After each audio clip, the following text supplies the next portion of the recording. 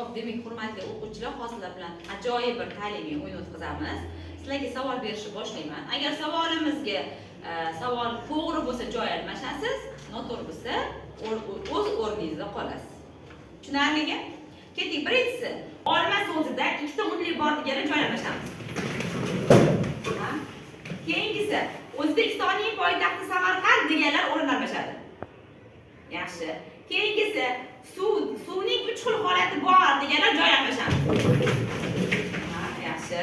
Keyingisi, familiyasi T harfidan boshlanadiganlar joy almashadi. Yaxshi.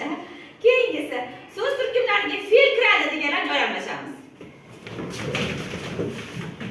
Yaxshi. Keyingisi, doston, liro, epi janrida yozilgan badiiy asar deganlar joy almashamiz.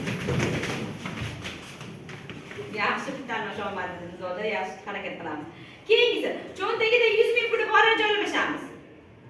Demak, hech kim cho'ntagida 100 ming pul yo'q. Yaxshi. Yomg'ir tabiat mo'jizasi deganlar joy almashamiz. Yaxshi. Keyingisi, maktab so'zining birinchi bo'g'ini ka deganlar joy almashamiz.